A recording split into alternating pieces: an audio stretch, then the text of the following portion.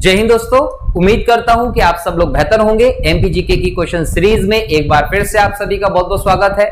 दोस्तों आज का हमारा ये इस लेक्चर सीरीज का 41वां लेक्चर है और इस लेक्चर में हम मध्य प्रदेश के विभिन्न संवैधानिक और सांविधिक संस्थाओं के बारे में चर्चा करने वाले हैं। इनसे संबंधित प्रश्नों को डिस्कस करेंगे और इनके बारे में और भी डिटेल्स को देखेंगे। तो आप लोग कॉपी पेन लेकर बैठिएगा, जो डिटेल बताई जाए उसको नोट करते जाइएगा, क्योंकि ये जो टॉपिक है ये विभिन्न परीक्षाओं की दृष्टि से इंपॉर्टेंट है जो मध्य प्रदेश स्तर पर आयोजित होती है। क्लियर? तो चलिए शुरू करते हैं आज के इस लेक्चर को और देखते हैं आज का पहला प्रश्न क्या है आपका। दोस्तों आज का पहला प्रश्न है, मध्य प्रदेश राज्य निर्वाचन आयोग के प्रमुख आयुक्त कौन थे? दोस्तों मध्य प्रदेश राज्य निर्वाचन आयुक्त की हम बात करें दोस्तों तो पहले तो थे एनवी लोहानी जी, लेकिन यहाँ ये भी समझने की बात है जब देश का केंद्रीय निर्वाचन आयोग है, राष्ट्रीय निर्वाचन आयोग है, तो हमें राज्य निर्वाचन आयोग की जरूरत क्या पड़ी? तो 73वां और 74वां संविधान संशोधन हमारे देश में आता है। 1993 तक ये अस्तित्व में आ जाता है और 73वें 74वें संविधान संशोधन के बाद हमारे देश में स्थानीय शासन की व्यवस्था की जाती है, जिसमें ग्रामीण स्तर पर भी और शहरी स्तर पर भी हमें स्थानीय शासन की व्यवस्था देखने को मिलती है। अब इसकी जो पूरी जिम्मेदारी थी ये सौंपी गई थी राज्य सरकारों को। अब राज्य सरकारों को ये जिम्मेदारी भी सौंपी गई, त्रिस्तरीय पंचायती व्यवस्था और आदि चीजों को इसमें अपनाया गया। तो ऐसे में इनके जो अध्यक्ष होते, जो हेड होते थे, उनमें नियुक्त या चुनने की जो प्रक्रिया थी वो प्रत्यक्ष तौर पर रखी गई। अब कई सारे में प्रत्यक्ष रूप से अगर इनके प्रमुखों को चुनेंगे तो इलेक्शन कराना पड़ेगा। अब ऐसे इलेक्शन सोचिए कि कितनी सारी ग्राम पंचायतों में, कितने सारे नगर निगम, नगर पालिकाओं में किए जाएंगे। तो ऐसे में हर एक राज्य में एक अलग निर्वाचन आयोग की व्यवस्था का प्रावधान कर दिया गया और फिर राज्यों ने अपने अपने यहां पर अधिनियम पारित करके निर्वाचन आयोग की स्थापना करवाई थी। मध्य प्रदेश भी उनमें से एक रहा और मध्य प्रदेश ने भी अपने यहां पर निर्वाचन आयोग की स्थापना की और उसके एक निर्वाचन आयोग को भी नियुक्त किया गया, जो मध्य प्रदेश में स्थानीय स्तर पे पंचायत की बात करें या नगरीय निकायों के चुनाव की बात करें उसको संपन्न करवाता है। अगर हम केंद्रीय निर्वाचन आयोग की बात करें दोस्तों तो भारतीय संविधान में अनुच्छेद 324 से लेकर 329 के बीच में इसके प्रावधान किए गए हैं कि निर्वाचन आयोग होगा और भारत का निर्वाचन आयोग 1950 में बनाया भी, जो जब से लेकर काम भी कर रहा है लगातार। और ये निर्वाचन आयोग क्या करता है, ये जितने भी सेंट्रल लेवल तक के इलेक्शंस होते हैं वो करवाता है। इसमें संसद के इलेक्शन हो, राज्य विधानसभाओं के इलेक्शन हो, राष्ट्रपति के हो, उपराष्ट्रपति के इलेक्शन, ये सभी इलेक्शन करवाने की जिम्मेदारी केंद्रीय निर्वाचन आयोग की होती है, जो पहली बार 1950 में स्थापित किया गया था और 1989 तक ये 1 सदस्यीय था, बाद में ये 2 सदस्यीय हो गया और 1993 के बाद से ये 3 सदस्यीय है, जिसमें एक मुख्य आयुक्त होता है और 2 अन्य आयुक्त होते हैं। तो हमारा जो केंद्रीय निर्वाचन आयोग है ये पहले एकल था और अब बहुसदस्यीय आयोग के तौर पर स्थापित है, याद रखेंगे। और अगर हम मध्य प्रदेश के निर्वाचन आयोग की बात करें दोस्तों तो 1 फरवरी को 1994 में मध्य प्रदेश की सरकार के द्वारा इसको स्थापित किया गया था। तो मध्य प्रदेश राज्य निर्वाचन आयोग जो है वो 1 फरवरी 1994 को स्थापित किया गया था। हेडक्वार्टर जो है वो भोपाल में है और श्री एनवी लोहानी जो है इसके पहले निर्वाचन आयुक्त थे, जो 15/2/1994 से लेकर लगभग 16/2 सन 2000 तक अपने पद पर रहे थे। तो याद रखिएगा 15 फरवरी 1994 से 16 फरवरी सन 2000 तक श्री एनवी लोहानी जी निर्वाचन आयोग के पद पर रहे। और अगर हम यहां वर्तमान में निर्वाचन आयुक्त की बात कर लें तो श्री बसंत प्रताप सिंह जो है ये हमारे मध्य प्रदेश के वर्तमान निर्वाचन आयुक्त हैं, जो 2019 से लगातार इस पद पर आसीन है। तो अगर राज्य निर्वाचन आयोग से संबंधित प्रश्न आ जाए कि मध्य प्रदेश का राज्य निर्वाचन आयोग कब बना, तो बना था 1 फरवरी 1994 को। पहले निर्वाचन आयुक्त कौन थे? श्री एनवी लोहानी थे। एनवी लोहानी कब से कब तक थे? तो 15 फरवरी 1994 से 16 फरवरी सन 2000 तक थे। वर्तमान में कौन निर्वाचन आयुक्त है? तो बताएंगे श्री बसंत प्रताप सिंह 2019 से लगातार निर्वाचन आयुक्त हैं, ध्यान रखेंगे। मुख्यालय की बात की जाए तो बताएंगे भोपाल में है, ठीक है। तो यहां से जो प्रश्न बन सकते हैं वो हमने यहां देखा, आगे और भी देखेंगे कौन कौन से प्रश्न आने वाले हैं। अगला प्रश्न देखें, अगला प्रश्न है मध्य प्रदेश राज्य निर्वाचन आयोग निम्न में से कौन से चुनाव संपन्न करवाता है? अभी हमने देखा था निर्वाचन आयोग की स्थापना मध्य प्रदेश स्तर पर पंचायतों और नगरीय निकायों के चुनाव संपन्न कराने के लिए की गई थी और इसकी स्थापना 1 फरवरी 1994 को की गई थी। किसके तहत की गई थी? भारतीय संविधान के अनुच्छेद के तहत की गई थी। 243 के, जो भारतीय संविधान का अनुच्छेद 243 के है, इसके तहत ही मध्य प्रदेश का निर्वाचन आयोग या भारत में किसी भी राज्य के निर्वाचन आयोग को बनाने का प्रावधान है, जो वहां के पंचायत और नगरीय निकायों के चुनाव को संपन्न कराने की जिम्मेदारी लेगा। तो आर्टिकल 243 के माध्यम से मध्य प्रदेश राज्य निर्वाचन आयोग अस्तित्व में आया। और तो और याद रखिएगा कि आर्टिकल 243ZA, ये ZA क्लॉज को याद रखिएगा कि आर्टिकल 243ZA के माध्यम से इसको जो नगरपालिकाएं होती है उनके इलेक्शन कराने की जिम्मेदारी भी दी गई थी। तो आर्टिकल 243ZA के तहत मध्य प्रदेश का राज्य निर्वाचन आयोग नगर पालिकाएं जो होती हैं उनका इलेक्शन भी करवाता है। और आर्टिकल 243 के तहत ये ग्राम पंचायतों नगरीय निकाय के चुनाव के लिए जिम्मेदार संस्था के तौर पर आप इसको देखते हैं। और यहां पर आपको क्या देखने को मिलता है दोस्तों? यहां पर आपको देखने को मिलता है निर्वाचन आयुक्त। ये जो निर्वाचन आयुक्त होता है ना, ये इसका हेड होता है, ये भी ध्यान रखेंगे। ये 6 वर्ष या 65 वर्ष की आयु जो पहले हो जाए इतने समय तक के लिए अपने पद पर रहता है। और जब हम इस निर्वाचन आयोग की बात करते हैं तो इसका आपको टैगलाइन भी याद होना चाहिए। इसका टैगलाइन क्या है? हर वोट कीमती, हर निकाय महत्वपूर्ण। तो अगर आपसे पूछ लिया जाए कि मध्य प्रदेश स्तर का जो निर्वाचन आयोग है उसका टैगलाइन क्या है, तो आप बताएंगे हर वोट कीमती, हर निकाय महत्वपूर्ण। मध्य प्रदेश के निर्वाचन आयोग का यह टैगलाइन है, जो कि 1 फरवरी 1994 को स्थापित हुआ। आर्टिकल 243 के तहत स्थापित हुआ। 243ZA इसको नगर पालिका के चुनाव कराने की जिम्मेदारी देता है। लोहानी जी इसके पहले अध्यक्ष थे, बसंत प्रताप सिंह जी वर्तमान अध्यक्ष हैं। निर्वाचन आयुक्त का कार्यकाल 6 वर्ष या 65 वर्ष तक, जो भी पहले हो तब तक का होता है, ध्यान रखेंगे। और अगर हम भारत के निर्वाचन आयुक्त की बात करें, हमने बोला ना बसंत प्रताप सिंह, वैसे भारत के निर्वाचन आयुक्त की हम बात कर लें दोस्तों, तो यह याद रख लीजिएगा भारत के जो 3 निर्वाचन आयुक्त होते हैं, जिसमें जो प्रमुख निर्वाचन आयुक्त है, मुख्य निर्वाचन आयुक्त होते हैं, वो वर्तमान में कौन है? राजीव कुमार जी हैं। राजीव कुमार जी जो है वो भारत के प्रमुख निर्वाचन आयुक्त हैं। और ये याद रखिएगा कि अभी तक निर्वाचन आयुक्त की नियुक्ति की व्यवस्था अलग थी, जिसमें राष्ट्रपति जी के द्वारा इसकी नियुक्ति की जाती है। मध्य प्रदेश स्तर पर हम देखें तो राज्यपाल के द्वारा, और अगर राष्ट्रीय स्तर पर देखें तो राष्ट्रपति की इस बात की जिम्मेदारी है। इसकी नियुक्ति करने की व्यवस्था भी अलग थी। भारत सरकार के द्वारा जो भी नाम दे दिया जाता था उसको नियुक्त कर देते थे।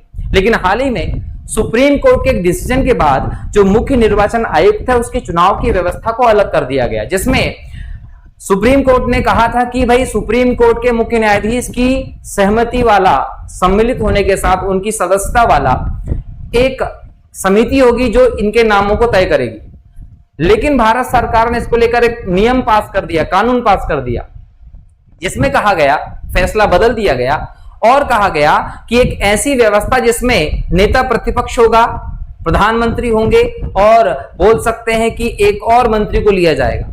इन 3 लोगों को मिलाकर हमारे देश में निर्वाचन आयुक्त को चुना जाएगा। इसमें सुप्रीम कोर्ट के मुख्य न्यायाधीश को उन्होंने हटा दिया। तो इस प्रकार से 3 सदस्यीय समिति की व्यवस्था कर दी गई, जिसमें कि 2 व्यक्ति सरकार के होंगे, 1 व्यक्ति विपक्ष का होगा, जो मुख्य निर्वाचन आयुक्त के नाम को तय करने का काम करेगा।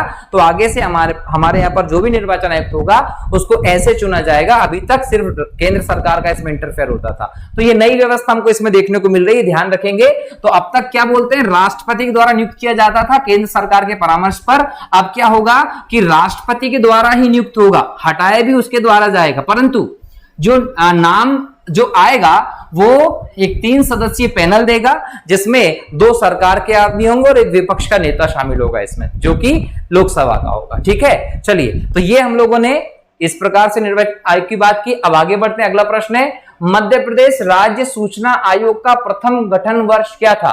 दोस्तों, सूचना का अधिकार अधिनियम 2005 में आया और ये अधिकार का जो अधिनियम रहा ये बहुत क्रांतिकारी कदम माना गया, जिसके तहत आप देश में किसी भी चीज के बारे में जो उसमें लिस्टेड है सबकी जानकारी आप ले सकते हैं और तय समय में आपको उसकी जानकारी देने के लिए संस्था बाध्य होगी। आप जैसे आरटीआई फाइल करते हैं, जिस चीज की जानकारी के लिए फाइल करेंगे उसकी आपको जानकारी मिलेगी। तो एक तरीके से पारदर्शिता की दृष्टि से देखें तो सूचना का अधिकार जो है बहुत इंपॉर्टेंट रहा। अब सूचना के अधिकार अगर आपको दिलाना है तो इसके लिए सूचना आयोग बनाना पड़ेगा, जहां आप अपील करेंगे और आपको सूचना मिलेगी। तो हमारे मध्य प्रदेश में 2005 में सूचना आयोग का प्रथम गठन किया गया था, याद रखेंगे, ठीक है। और सूचना का अधिकार अधिनियम कब आया था? 15 जून 2005 को सूचना का अधिकार अधिनियम आया था, ठीक है। और ये याद रखिएगा कि श्री टी.एन. श्रीवास्तव जो है वो मुख्य सूचना आयुक्त भी बनाए गए थे। तो इस प्रकार से अगर एग्जाम में क्वेश्चन आ जाता है कि सूचना का अधिकार अधिनियम कब आया, तो 2005 में आया। सूचना आयोग का प्रथम गठन वर्ष क्या था? 2005 था, ठीक है। चलिए अगला प्रश्न है, किस सन में अल्पसंख्यकों के लिए राष्ट्रीय आयोग अधिनियम पारित किया गया था? तो याद रखेंगे राष्ट्रीय आयोग अधिनियम जो है वो 1992 में पारित किया था। किसके लिए? अल्पसंख्यकों के लिए। और इसमें कहा गया था कि सिख, बौद्ध, ईसाई, अब तो जैन भी आ गए हैं, पारसी, मुस्लिम, ये जो अलग अलग 6 कम्युनिटी हैं जो हमारे देश में अल्पसंख्यक आते हैं, इनके संरक्षण के लिए एक अल्पसंख्यक आयोग बनेगा। और इसके लिए अधिनियम 1992 में लेकर आए थे। और 17 मई, डेट लिख लीजिएगा, 17 मई 1993 को राष्ट्रीय अल्पसंख्यक आयोग का भी गठन किया गया था, ध्यान रखना है। क्लियर? तो अल्पसंख्यक आयोग कब आया? राष्ट्रीय स्तर पर 17 मई 1993 को। और इसके लिए अधिनियम कब लेकर आए? 1992 में। तो 1992 के इस राष्ट्रीय अल्पसंख्यक अधिनियम के आधार पर आयोग बनाया गया था। अगला प्रश्न है, किस सन में राष्ट्रीय महिला आयोग अधिनियम पारित किया गया था? दोस्तों राष्ट्रीय शब्द दिया है तो राष्ट्रीय महिला आयोग अधिनियम 1990 में आया था। क्वेश्चन क्या है, किस सन में राष्ट्रीय महिला आयोग अधिनियम पारित किया गया? तो 1990 में किया गया था। और इस महिला आयोग अधिनियम के आधार पर ही याद रखेंगे 31 जनवरी सन 1992 को 31 जनवरी सन 1992 को पहली बार देश में राष्ट्रीय महिला आयोग बनाया गया था। तो अगर एग्जाम में पूछ ले कि महिला आयोग कब बना था तो क्या बताएंगे? महिला आयोग बना था 31 जनवरी 1992 को। किस आधार पर? अधिनियम के आधार पर। कौन सा अधिनियम? 1990 का महिला आयोग अधिनियम। अभी अधिनियम आया, इसका मतलब ये क्या है? एक सांविधिक संस्था है। तो एग्जाम में अगर पूछ लिया जाए कि महिला आयोग किस प्रकार की संस्था है, संवैधानिक है, गैर संवैधानिक है, सांविधिक है, असंवैधानिक है, बताएंगे सांविधिक है। क्यों? क्योंकि संसद ने कानून पास करके इसकी स्थापना की है, इसीलिए एक सांविधिक संस्था है महिला आयोग। संवैधानिक संस्था होता अगर संविधान में कहीं वर्णन किया होता कि महिला आयोग हो, लेकिन संविधान में महिलाओं के लिए काम करने की बात कही है, महिला आयोग की बात नहीं कही है। तो महिलाओं के लिए काम कौन करेगी? सरकार। और इस काम के लिए सरकार ने क्या बनाया? महिला आयोग। तो महिला आयोग के लिए क्या लेकर आई सरकार? 1990 में अधिनियम। और अधिनियम के बाद कब आयोग बना दिया? 31 जनवरी 1992 के आसपास। और यह भी याद रखिएगा, जयंती पटनायक जी जो थी उसको महिला आयोग का पहला अध्यक्ष बनाया था। जयंती पटनायक महिला आयोग, राष्ट्रीय महिला आयोग की पहली अध्यक्ष थी। वर्तमान में अगर हम देखें तो रेखा शर्मा जी जो है वो वर्तमान में महिला आयोग की अध्यक्ष है। तो महिलाओं के संबंध में अगर कोई समस्याएं आती हैं तो महिला आयोग उसको लेकर कदम उठाता है, ये ध्यान रखना है आप लोगों को। तो महिला आयोग अधिनियम 1990 में आया था। अगला प्रश्न है, राज्य मानवाधिकार आयोग के लिए अध्यक्ष कौन नियुक्त करता है? दोस्तों ऐसे अधिकार जो आपको मानव होने के नाते प्राप्त हैं वो सभी आपके मानवाधिकार हैं। और ऐसे मानवाधिकार जिनको संविधान ने गारंटी प्रदान कर दी है वो आपके मौलिक अधिकार हो जाते हैं, जो आपके व्यक्तित्व के सर्वांगीण विकास के लिए संविधान के द्वारा गारंटेड होते हैं। बराबर? तो ये डिफरेंस है मानवाधिकार में और मौलिक अधिकार में। अब यहां समझिए कि मानव अधिकार आयोग के लिए अध्यक्ष कौन नियुक्त करता है? तो मानव अधिकार आयोग राज्य का अगर है तो इसका अध्यक्ष राज्यपाल चुनेगा, केंद्र का अगर है तो केंद्र राष्ट्रपति होगा। तो राष्ट्रपति केंद्र स्तर पर और राज्यपाल राज्य स्तर पर मानव अधिकार आयोग के अध्यक्ष की नियुक्ति करता है। और अगर हम मानव अधिकार आयोग की बात करें तो इसका लंबा इतिहास है। 10 दिसंबर को जाइए, कब? 1948 में। 10 दिसंबर 1948 में संयुक्त राष्ट्र ने मानव अधिकारों का एक घोषणा पत्र जारी किया था और ये घोषणा पत्र संपूर्ण विश्व में मानव अधिकारों के संरक्षण के लिए एक इंपॉर्टेंट घोषणा पत्र रहा, जिसमें 32 धाराएं थी। और इसीलिए 10 दिसंबर को हर साल मानव अधिकार दिवस के तौर पर मनाते हैं वैश्विक स्तर पर। और इसके तहत हर एक देश ने अपने यहां भी मानव अधिकार आयोग बनाया। भारत ने भी 1993 में मानव अधिकार अधिनियम पारित करके अपने यहां पर मानव अधिकार आयोग बनाया, जो कि दिल्ली में स्थापित है मुख्यालय इसका। और इसके बाद जो मानव अधिकार अधिनियम बनाया गया उसी में राज्य मानव अधिकार आयोग का भी प्रावधान किया गया। और राज्य मानव अधिकार आयोग की बात करें तो मध्य प्रदेश में अग्रणी रहा और मध्य प्रदेश ने भी अपने यहां पर मानव अधिकार आयोग स्थापित किया था। तो भारत का 12 अक्टूबर 1993 को मानव अधिकार आयोग बना था।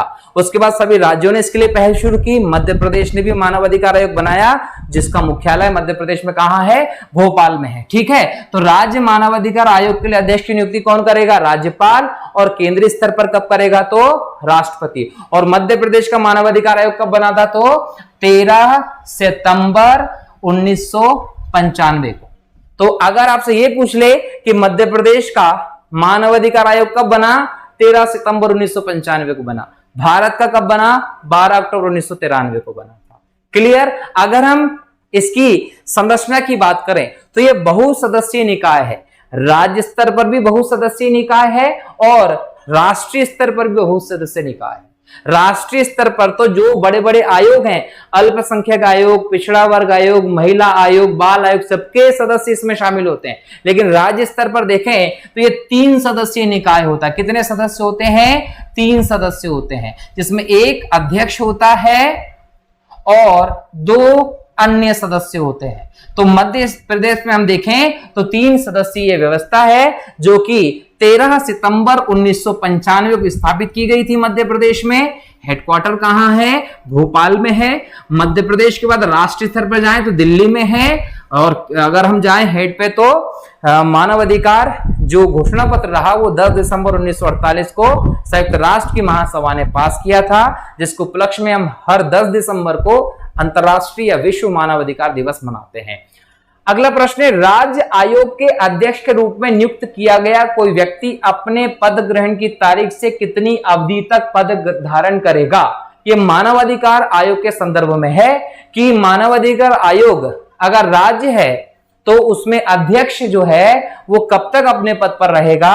तो वो याद रखिएगा कि या तो वो 3 साल तक रहेगा या उसकी 70 वर्ष की आयु पूरी हो जाए। या तो 3 साल तक या 70 वर्ष की आयु पूरी हो जाए। केंद्रीय मानवाधिकार आयोग की भी यही कंडीशन है। राष्ट्रीय स्तर पर भी 3 वर्ष या 70 वर्ष की आयु जो पहले हो जाए। फॉर एग्जाम्पल, अगर किसी व्यक्ति को 65 साल की उम्र में आपने मानवाधिकार आयोग का अध्यक्ष बनाया तो वो 68 साल तक रह सकता है, दोबारा भी बन सकता है, लेकिन एक बार पद से हटने के बाद कहीं और उसका नियोजन नहीं होता। 70 वर्ष का मतलब यह हो गया कि अगर उसको 69 वर्ष में मानवाधिकार आयोग का अध्यक्ष बनाया तो वो 70 साल मतलब 1 साल ही रहेगा, क्योंकि 1 साल में उसकी 70 वर्ष की आयु पूरी हो जाएगी। तो राष्ट्रीय स्तर पर भी यही और राज्य मध्य प्रदेश के स्तर पर भी यही प्रावधान है, ये आप लोग ध्यान रखेंगे। ठीक है, अगला प्रश्न देखते हैं, किस सन में मध्य प्रदेश राज्य मानवाधिकार आयोग विनियमन पारित किया गया था प्रक्रिया का? तो 1996 में। आयोग बना था 1995 में, प्रक्रिया विनियमन पारित किया गया था, अधिनियम जो था वो 1996 में मध्य प्रदेश की विधानसभा के द्वारा। मध्य प्रदेश राज्य मानवाधिकार आयोग का मुख्यालय कहां है? तो भोपाल में। और भोपाल में कहां है? तो दोस्तों याद रखेंगे पर्यावास भवन। पर्यावास भवन जो है यहां पर आपको मानव अधिकार आयोग का मुख्यालय मध्य प्रदेश में देखने को मिलेगा, नोट कर लीजिएगा, एग्जाम में आ सकता है। ठीक है, अगला प्रश्न है, राज्य मानव अधिकार आयोग के अध्यक्ष और सदस्यों की नियुक्ति निम्न में से किसके द्वारा की जाती है? तो राज्य मानव अधिकार आयोग के सदस्य और अध्यक्ष की नियुक्ति राज्यपाल के द्वारा। राष्ट्रीय मानव अधिकार आयोग के सदस्य और अध्यक्ष की नियुक्ति राष्ट्रपति के द्वारा। इस राष्ट्रीय स्तर पर देखें तो प्रधानमंत्री अध्यक्षता में एक समिति होती है, राज्य स्तर पर देखें तो मुख्यमंत्री की अध्यक्षता में एक समिति होती है। ये नाम सुझाते हैं और उसी नाम को राष्ट्रपति या राज्यपाल अपॉइंट कर देते हैं। कौन बनता है? तो राष्ट्रीय स्तर पर जो सुप्रीम कोर्ट का न्यायाधीश और राज्य स्तर पर देखें जो हाई कोर्ट के मुख्य न्यायाधीश, क्लियर, उसको आप इसमें बनाते हैं। ठीक है, तो यहां पर मुख्यमंत्री की अध्यक्षता वाली एक समिति होगी, उसके अनुशंसा पर एक नाम आएगा और जो नाम आएगा उस नाम को राज्यपाल नियुक्त करेंगे। लेकिन जब हटाने की बात होगी तो हटाने का काम राष्ट्रपति के द्वारा होता है। तो हटाएगा कौन? राष्ट्रपति, ये याद रखिएगा। और ये भी याद रखिएगा कि अध्यक्ष जो होता है वो उच्च न्यायालय का, याद रखिएगा, जो मानवाधिकार आयोग का अध्यक्ष होता है वो उच्च न्यायालय का सेवानिवृत्त मुख्य न्यायाधीश या न्यायाधीश हो सकता है। उसी प्रकार से राष्ट्रीय मानवाधिकार आयोग का अध्यक्ष सुप्रीम कोर्ट का सेवानिवृत्त मुख्य न्यायाधीश या न्यायाधीश हो सकता है। इसके अलावा आप किसी और को नहीं बनाते हैं। और केंद्रीय स्तर पर प्रधानमंत्री की अध्यक्षता वाली समिति के अनुशंसा पर और राज्य स्तर पर मुख्यमंत्री की अध्यक्षता वाली समिति के अनुशंसा पर नियुक्ति की जाती है। ठीक है, अगला प्रश्न है, राज्य मानवाधिकार आयोग में सदस्य के रूप में उच्च न्यायालय का कोई आसीन न्यायाधीश या कोई आसीन जिला न्यायाधीश किसके परामर्श के बाद नियुक्त किया जा सकता है? देखो, अगर अध्यक्ष को चुनना है, अगर अध्यक्ष को चुनना है तो सदस्यों को तो उसका नाम जो होता है वो नाम कौन देगा? या तो राज्य स्तर पर मुख्यमंत्री की अध्यक्षता वाली समिति, राष्ट्रीय स्तर पर प्रधानमंत्री की अध्यक्षता वाली समिति। लेकिन यहां पर उच्च न्यायालय का कोई आसीन न्यायाधीश, भाई ये अध्यक्ष के लिए इनको चुनते हैं ना, या तो वो राज्य स्तर के लिए हाई कोर्ट का मुख्य न्यायाधीश हो या रहा हो या सुप्रीम कोर्ट का मुख्य न्यायाधीश हो या रहा हो, तो वो कौन होगा, वो नाम किसके सहयोग से तय करेगा? तो याद रखिएगा, राज्य स्तर पर संबंधित राज्य के उच्च न्यायालय के मुख्य न्यायाधीश के परामर्श पर और केंद्र स्तर पर सुप्रीम कोर्ट के मुख्य न्यायाधीश के परामर्श पर, बराबर, तभी नाम जाएगा। तो बी उत्तर आपका सही होगा। अगला प्रश्न है, राज्य मानवाधिकार आयोग अपना वार्षिक प्रतिवेदन किसके समक्ष प्रस्तुत करता है? तो राज्य मानवाधिकार आयोग अपना वार्षिक प्रतिवेदन राज्य सरकार को देता है, राज्यपाल को नहीं, कंफ्यूजन में मत आइएगा। राज्य मानवाधिकार आयोग राज्य सरकार, केंद्रीय मानवाधिकार आयोग केंद्र सरकार। उसके बाद अगर ये सरकारें उनके किसी भी परामर्श को मानते हैं या नहीं मानते, उसकी कारण सहत व्याख्या करके उनको राज्य में विधानसभा के पटल पर और केंद्र में संसद लोकसभा के पटल पर ले जाना पड़ता है, बराबर, वहां चर्चा होती है। अगला प्रश्न है, मध्य प्रदेश महिला आयोग का गठन पहली बार किस वर्ष किया गया था? ठीक है, याद रखेंगे, मध्य प्रदेश में भी महिला आयोग जो है वह सामरिक संस्था है, क्योंकि मध्य प्रदेश सरकार ने 1995 में महिला आयोग के लिए अधिनियम बनाया था और इस अधिनियम के आधार पर ही लगभग 23 मार्च की हम बात करें तो 23 मार्च 1998 को मध्य प्रदेश महिला आयोग का गठन किया था। महिला आयोग का काम क्या होता है? राज्य स्तर पर महिलाओं की जो समस्या आ रही है, उनके साथ जो भी उत्पीड़न का काम हुआ है, शोषण हुआ है, उससे संबंधित शिकायतों को लेकर ये आवाज उठाने का काम करते हैं, कार्रवाई करते हैं। मध्य प्रदेश राज्य महिला आयोग की वर्तमान अध्यक्ष कौन है? दोस्तों याद रखेंगे, अगर हम आज के समय में देखें तो ये पद रिक्त है। एक्चुअल में हुआ ये था कि जब मध्य प्रदेश में कमलनाथ जी की सरकार आई थी 2018 में, उसके बाद उन्होंने जो ओझा थी, का नाम आशा ओझा था, उन्हें इसका अध्यक्ष बनाया गया था। लेकिन 2020 में जब दोबारा से शिवराज जी की सरकार आई तो उसके बाद ये बोला जाता है कि उन्होंने अपना त्यागपत्र दे दिया था। अब जब उन्होंने अपना त्यागपत्र दे दिया, उसके बाद कोरोना का ड्यूरेशन चला तो इस पद पर अभी किसी को नहीं रखा गया है। तो याद रखिएगा, वर्तमान में ये पद रिक्त है। ठीक है, अगला प्रश्न है, मध्य प्रदेश राज्य महिला आयोग में अध्यक्ष के अलावा कितने सदस्य होते हैं? दोस्तों 7 सदस्य होते हैं। एक अध्यक्ष होगा और एक सचिव होता है। क्लियर? जो सचिव होगा वो शासकीय स्तर का होगा, तो शासकीय सदस्य के तौर पर आप सचिव को देखते हैं। एक अध्यक्ष होगा और 5 अशासकीय सदस्य होते हैं। ये शिक्षा के क्षेत्र से, समाज के क्षेत्र से या अलग अलग क्षेत्रों से हो सकते हैं। ठीक है, मध्य प्रदेश महिला आयोग है, किस प्रकार का है? तो याद रखेंगे, एक सांविधिक संस्था है, क्योंकि मध्य प्रदेश सरकार ने 1995 में इसके लिए अधिनियम बनाया था। उस अधिनियम के अनुसार ही 1998 में 23 मार्च को महिला आयोग स्थापित किया गया। ठीक है, मध्य प्रदेश अल्पसंख्यक आयोग का मुख्यालय कहां है दोस्तों? तो मध्य प्रदेश अल्पसंख्यक आयोग का मुख्यालय भोपाल में है और इसके लिए 1996 में अधिनियम बनाया था मध्य प्रदेश की सरकार ने। उसके बाद इस आयोग का गठन किया था, तब जाकर इसका मुख्यालय भोपाल में स्थापित किया था, जो मध्य प्रदेश के सभी अल्पसंख्यकों के लिए काम करता है। मध्य प्रदेश राज्य अल्पसंख्यक आयोग को किस न्यायालय के अधिकार सौंपे गए हैं दोस्तों? अल्पसंख्यकों के संबंध में जो भी समस्याएं उसके त्वरित निवारण के लिए अल्पसंख्यक आयोग को सिविल न्यायालय के अधिकार सौंपे गए। ठीक है, सिविल न्यायालय के। मध्य प्रदेश अल्पसंख्यक आयोग के अध्यक्ष व सदस्यों का कार्यकाल कितना होता है? तो दोस्तों राज्य अल्पसंख्यक अधिनियम जो बनाया गया था, राज्य अल्पसंख्यक अधिनियम जो बनाया गया था उसके तहत बताया गया कि 1996 में कि जो भी इसके अध्यक्ष और सदस्य होंगे उनका कार्यकाल 3 साल का होगा। अगला प्रश्न है, मध्य प्रदेश राज्य अल्पसंख्यक आयोग के वर्तमान अध्यक्ष कौन है? तो नियाज मोहम्मद खान अध्यक्ष है। ठीक है। अगला प्रश्न है, मध्य प्रदेश राज्य सतर्कता आयोग का गठन किस वर्ष हुआ था?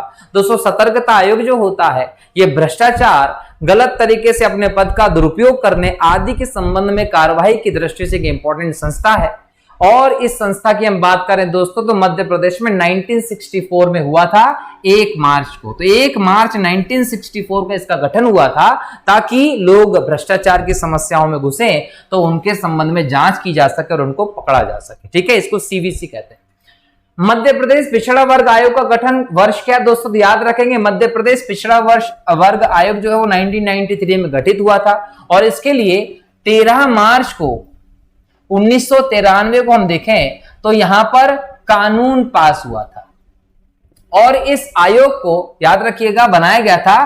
कानून कब पास हुआ? 1995 में कानून पास हुआ था और यह भी याद रखिएगा कि 13 मार्च 1993 को इसको स्थापित किया गया था, ध्यान रखना है। ठीक है, अच्छा यह भी याद रखिएगा कि जो कानून पास हुआ था उसको 24 मई 1995 को पिछड़ा वर्ग आयोग का जो कानून पास हुआ था उसको 24 मई 1995 को राज्यपाल की अनुमति मिली थी। आयोग पहले ही बना दिया गया था कब? 13 मार्च 1993 को। कानून बनाया था 1995 को और राज्यपाल की अनुमति मिली थी 24 मई 1995 को, ध्यान रखेंगे। ठीक है, अगला प्रश्न है, मध्य प्रदेश पिछड़ा वर्ग आयोग के वर्तमान अध्यक्ष कौन है? तो याद रखेंगे मध्य प्रदेश पिछड़ा वर्ग आयोग के वर्तमान अध्यक्ष रामजी महाजन है। ठीक है, अगला प्रश्न है, मध्य प्रदेश हाई कोर्ट के नया चीफ जस्टिस किसे नियुक्त किया गया है दोस्तों? तो वर्तमान में हम देखें तो मध्य प्रदेश हाई कोर्ट के नए चीफ जस्टिस जिन्हें मध्य प्रदेश के राज्यपाल मंगूभाई पटेल ने शपथ दिलाई थी वो है रवि कुमार मालीमत। रवि कुमार मालीमत जी को मध्य प्रदेश हाई कोर्ट का नया चीफ जस्टिस बनाया गया है। याद रखेंगे भारत में टोटल 25 हाई कोर्ट हैं, मध्य प्रदेश के हाई कोर्ट उनमें से एक है जिसके चीफ जस्टिस रवि कुमार मालीमत बनाए गए हैं। अगर हम हाई कोर्ट की व्यवस्था देखें दोस्तों तो याद रखेंगे भारतीय संविधान के आर्टिकल नंबर 214 में, भारतीय संविधान के भाग 6 में हाई कोर्ट की व्यवस्था है, जबकि हम देखें भाग 5 और आर्टिकल 124 इसमें सुप्रीम कोर्ट की व्यवस्था है। तो 1-2 का 4 सुप्रीम कोर्ट, 2-1 का 4 हाई कोर्ट। क्लियर? अब यहां पर इनका जो जज का नाम आएगा तो जज का जो नाम होगा वो कौन सुझाता है? वो सुझाता है कोलेजियम। कौन देता है वो नाम? कोलेजियम। कोलेजियम प्रणाली 1993 से हमारे यहां पर चल रही है, जिसमें कितने सदस्य होते हैं? 5 सदस्य होते हैं। 5 सदस्य में कौन होंगे? 1 चीफ जस्टिस और 4 अदर जजेस होते हैं। ये 4 अदर जजेस और चीफ जस्टिस मिलकर इस पे फैसला लेते हैं। जो भी फैसला होगा उसमें चीफ जस्टिस की यस होना जरूरी है। एक तरफ बोल दे कि किसी पर्टिकुलर व्यक्ति के नाम में ये चारों हां कर दें, चीफ जस्टिस ना कर दे तो अपॉइंटमेंट नहीं हो सकता। तो चीफ जस्टिस की हां के साथ मेजोरिटी में फैसला होना चाहिए, ये कोलेजियम की व्यवस्था है। और सुप्रीम कोर्ट के लिए या हाई कोर्ट के लिए अगर जजों की नियुक्ति करना है तो उनका नाम देने का काम कोलेजियम व्यवस्था करती है और वो नाम जाता है सरकार के पास में और सरकार राष्ट्रपति को देती है, तब जाके राष्ट्रपति इनकी नियुक्ति करता है। तो जजों की नियुक्ति किसके द्वारा होती है? राष्ट्रपति के द्वारा, हाई कोर्ट का हो या सुप्रीम कोर्ट का हो। हटाने का काम कौन कर सकता है? राष्ट्रपति जी कर सकते हैं। इस्तीफा किसको जाता है? राष्ट्रपति जी को जाता है। लेकिन राज्य के हाई कोर्ट के जज को शपथ कौन दिलाता है? राज्यपाल। सुप्रीम कोर्ट के जज को शपथ कौन दिलाता है? राष्ट्रपति। आर्टिकल 214 में है। अगर मध्य प्रदेश के हाई कोर्ट की बात करें तो मध्य प्रदेश का हाईकोर्ट जो है दोस्तों वो 2 जनवरी 1936 को भारत शासन 1935 के अधीन स्थापित किया था। प्रारंभ में ये नागपुर में था, लेकिन 1 नवंबर 1956 को जब मध्य प्रदेश का पुनर्गठन हुआ तो जो जबलपुर में राजा गोकुलदास की हवेली हुआ करती थी, लगभग 1668 के आसपास बनी हुई पुरानी हवेली थी, उस हवेली को मध्य प्रदेश के हाई कोर्ट के मुख्य भवन के तौर पर सिलेक्ट किया गया और 1 नवंबर 1956 को मध्य प्रदेश का हाई कोर्ट जबलपुर से शुरू हुआ। बाद में 1968 तक हम जब जाते हैं, याद रखिएगा कि मध्य प्रदेश के हाई कोर्ट का 28 नवंबर 1968 में 2 खंडपीठ आती हैं। एक खंडपीठ इंदौर की होती है, एक होती है ग्वालियर की। तो जबलपुर में मेन ब्रांच है, इंदौर और ग्वालियर में 1968 से खंडपीठ है। तीसरी खंडपीठ भोपाल में निर्माणाधीन है। तो मध्य प्रदेश की राजधानी में मध्य प्रदेश के हाईकोर्ट की 3 खंडपीठ हो जाएगी। हाईकोर्ट अगर हम देखें दोस्तों तो राज्य का सबसे बड़ा कोर्ट होता है, ठीक है, जिसके खिलाफ सुप्रीम कोर्ट में अपील की जा सकती है, ये ध्यान रखेंगे, ठीक है। अगला प्रश्न है, मध्य प्रदेश मानवाधिकार आयोग के अध्यक्ष कौन है? दोस्तों न्यायमूर्ति मनोहर ममतानी। न्यायमूर्ति मनोहर ममतानी मध्य प्रदेश के मानवाधिकार आयोग के अध्यक्ष हैं। और यह भी ध्यान रखिएगा कि ये कार्यकारी है, याद रखेंगे। और मानवाधिकार आयोग के अध्यक्ष का कार्यकाल कितना होता है? 3 वर्ष या 70 वर्ष। ठीक, चलिए अगला प्रश्न है, राज्य लोक सेवा आयोग के सदस्यों की नियुक्ति किसके द्वारा की जाती है? दोस्तों केंद्रीय लोक सेवा आयोग के सदस्यों की नियुक्ति, अध्यक्ष की नियुक्ति राष्ट्रपति के द्वारा और राज्य स्तर पर राज्यपाल के द्वारा की जाती है। अब ये लोक सेवा आयोग है क्या? दोस्तों भारतीय संविधान में आर्टिकल नंबर 312 अखिल भारतीय सेवाओं की बात करता है और इसको लेकर स्पेशल पावर जो होती हैं वो राज्यसभा के पास है। आईएएस हो, आईपीएस हो, आईएफएस जैसी जो ऑल ओवर इंडिया सर्विसेज हैं वो राज्यसभा के अधिकार क्षेत्र में आती है। मेन अधिकार उन्हीं का है और आर्टिकल 312 जो है भारतीय संविधान का वो इसके पावर देता है और भाग 14 इसके अंतर्गत आता है। अब यह समझना है कि जो अलग अलग राज्य के लोक सेवा आयोग होते हैं उनको उनके राज्य के नाम के साथ जाना जाता है। जैसे MPPSC Madhya Pradesh public service commission, Madhya Pradesh लोक सेवा आयोग। Maharashtra PSC Maharashtra public service commission. Chhattisgarh PSC Chhattisgarh public service commission. तो ऐसे नाम सबके हैं। अब इन सबकी जो गठन है वो भारतीय संविधान के आर्टिकल नंबर 315 के तहत होता है। आर्टिकल नंबर 315 कहता है संघ लोक सेवा आयोग व राज्यों के लोक सेवा आयोग plus joint public service commission, संयुक्त लोक सेवा आयोग गठन करने की व्यवस्था होगी और इनके जो अध्यक्ष और सदस्य होते हैं उनकी नियुक्ति राष्ट्रपति जी के द्वारा होती है। और इनका जो कार्यकाल होता है वो कार्यकाल होता है या तो 6 वर्ष का या फिर वो 62 वर्ष का। केंद्र के संदर्भ में भी यही होता है या राज्य के संदर्भ में भी यही होता है। मतलब या तो वो 6 वर्ष तक अपने कार्यकाल को पूरा कर लें या वो 62 वर्ष की उम्र के हो जाए। कोई भी व्यक्ति 62 वर्ष की उम्र के बाद इस पद पे नहीं रह सकता। ठीक है।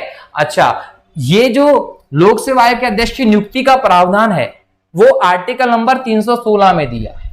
आर्टिकल नंबर 316 में है सेंट्रल लेवल पर राष्ट्रपति द्वारा, राज्य स्तर पर राज्यपाल द्वारा नियुक्त की जाएगी। ये ध्यान रखेंगे। ये जो लोक सेवा आयोग की व्यवस्था है दोस्तों, ये एक स्वतंत्र व्यवस्था है, एक संवैधानिक व्यवस्था है। किसी भी चीज से प्रभावित हुए बिना ये अपना डिसीजन लेते हैं। राष्ट्रीय स्तर पर, राज्य स्तर पर जो अधिकारियों का चयन होता है उसमें इंपॉर्टेंट भूमिका निभाते हैं, परीक्षा का आयोजन करवाते हैं। ये सब काम इनके अंडर में होते हैं जो एक संवैधानिक संस्था के तौर पर स्थित है। ठीक है। मध्य प्रदेश के प्रथम मुख्य न्यायाधीश कौन थे? दोस्तों मोहम्मद हिदायतुल्लाह जी मध्य प्रदेश के पहले मुख्य न्यायाधीश थे। भारत के पहले मुस्लिम मुख्य न्यायाधीश थे। भारत के 6ठे उपराष्ट्रपति बने। 2 बार कार्यवाहक राष्ट्रपति बने हुए कौन? मोहम्मद हिदायतुल्लाह जी। ध्यान रखेंगे। ठीक है। मध्य प्रदेश के तो ठीक है, भारत के कौन से नंबर के मुख्य न्यायाधीश बने थे?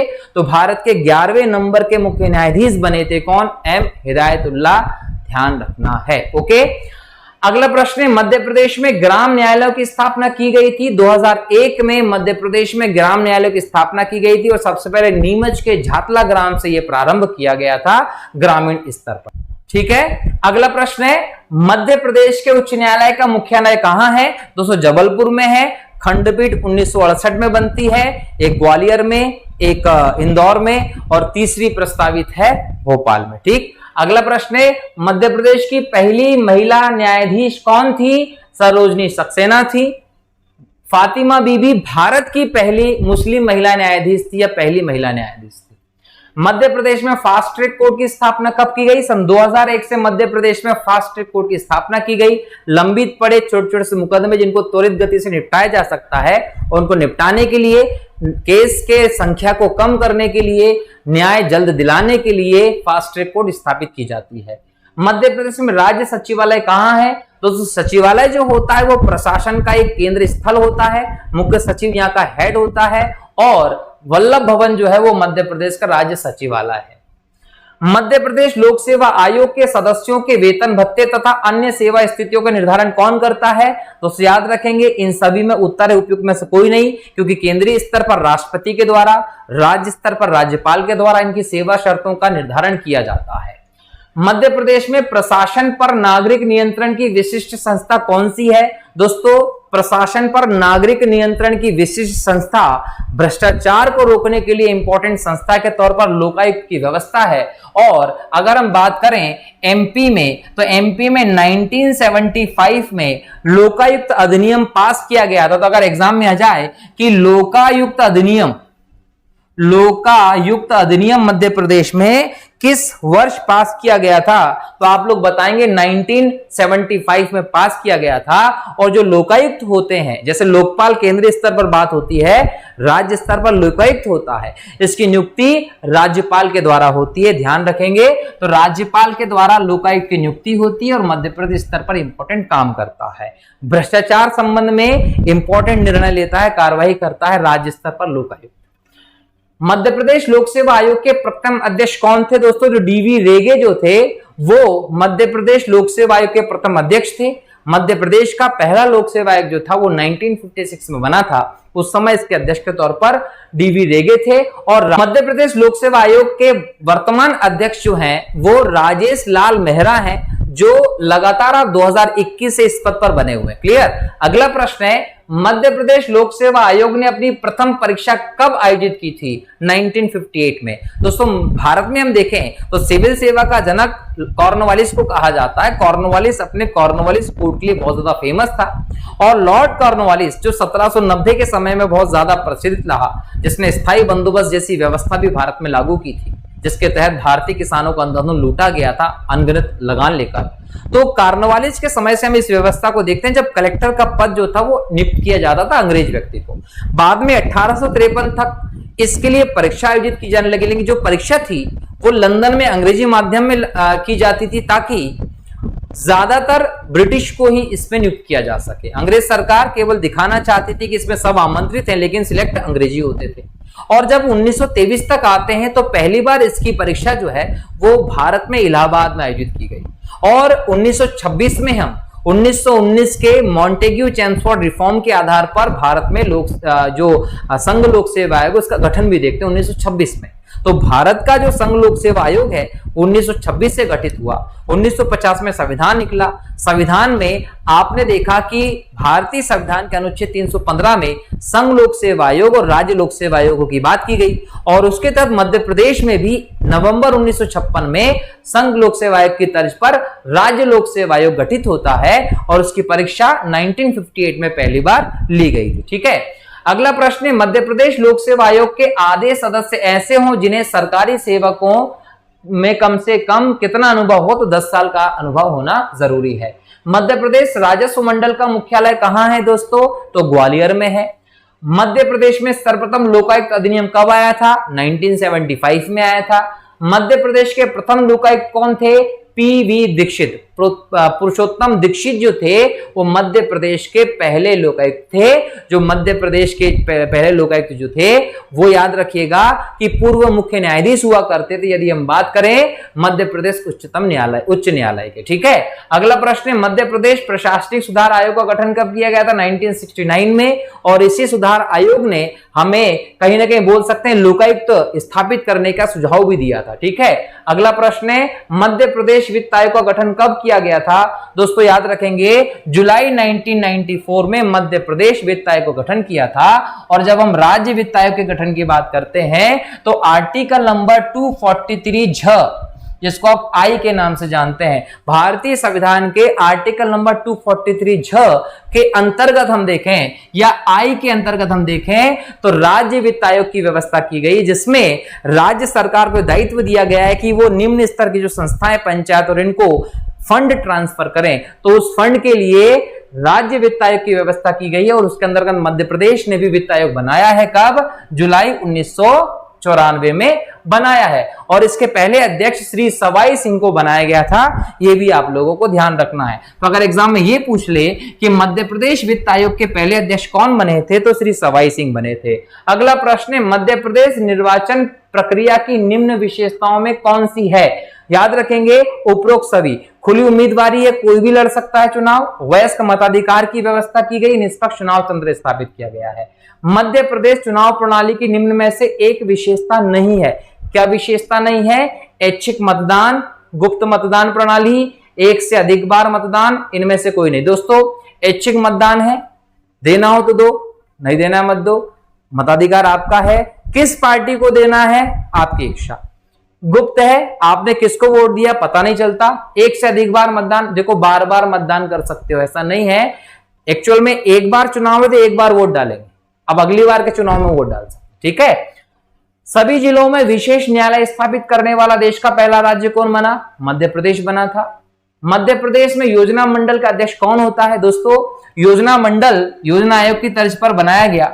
मुख्यमंत्री जो होता है वो इसका अध्यक्ष होता है। और मध्य प्रदेश का योजना मंडल जो है वो 24 अक्टूबर 1972 को बनाया गया था। इसे अब मध्य प्रदेश नीति आयोग नाम दे दिया गया है।